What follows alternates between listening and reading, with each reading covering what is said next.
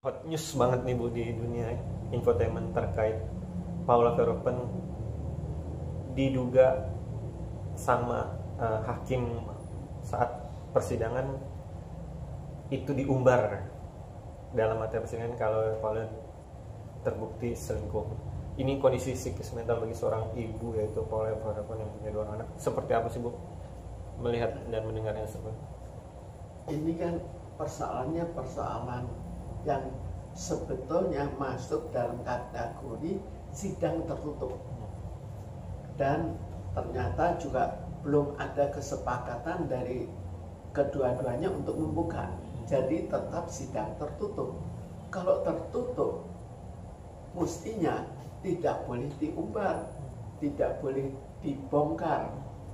Jadi sekarang ternyata dilakukan secara terbuka, bukan terbuka, tapi diumbar. Jadi kalau sudah begitu kan ada kesalahan.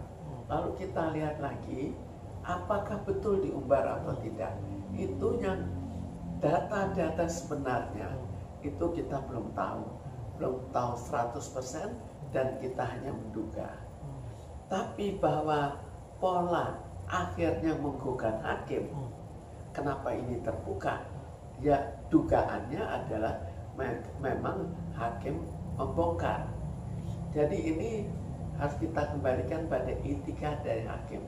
Untuk kembalikanlah etika pada etika sebenarnya.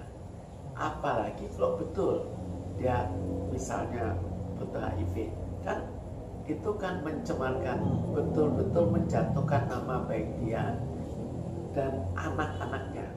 Mungkin di sekolah orang tidak mau mendekati anaknya, jadi akan akhirnya betul-betul menjatuhkan mental anak.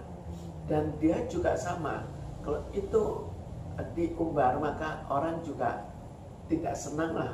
Untuk sampai sekarang orang masih belum senang untuk bergaul dengan orang AIDS, dengan orang HIV.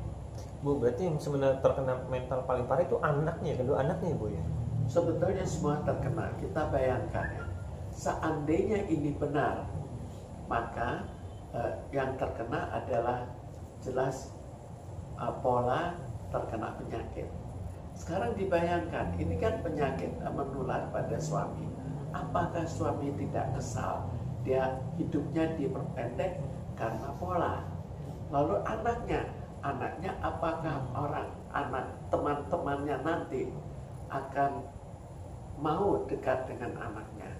Jadi semua terkena. Sekarang tinggal kita lihat apakah ini kebenaran atau tidak. Karena itu seharusnya, atau bukan seharusnya, sebaiknya demi anak ini jangan dibuka. Kasihan anaknya, tapi anaknya dites juga apakah terkena atau tidak. Bu, itu kan masalah penyakit. Kalau masalah perselingkuhannya, dia Paula dengan alibi dia bilang saya ngobrol dengan seorang sahabat dari suami saya sendiri, yaitu Mbak Imong.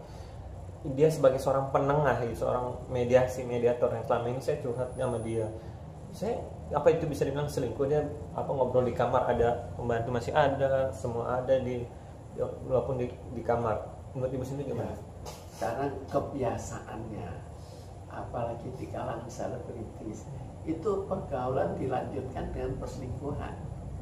Karena itu seandainya ada masalah yang dimana dia betul-betul kena penyakit yang demikian menular, maka itu menjadi masalah yang jauh lebih besar daripada masalah perselingkuhan.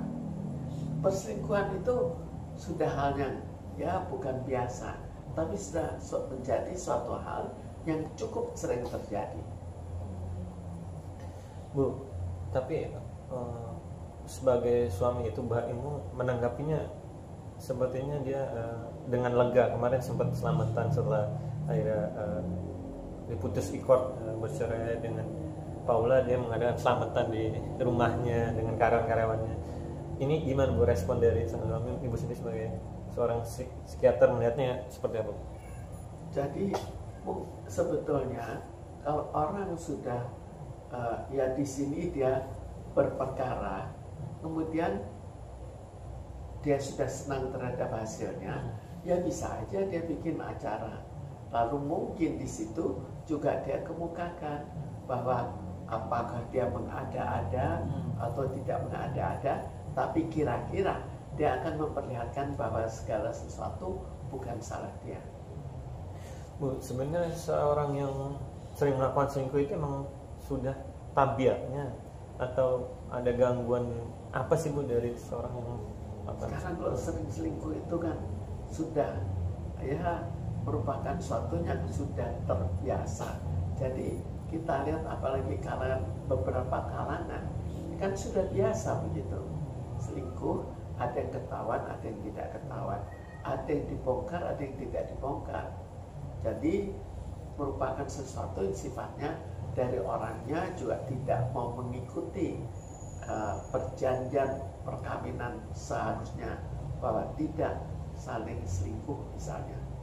Tapi di samping itu juga masyarakat juga ya nggak peduli, paling-paling oh itu selingkuh, tapi tidak keterlaluan kamu selingkuh dan cenderung untuk menghindari supaya tidak ada perselingkuhan.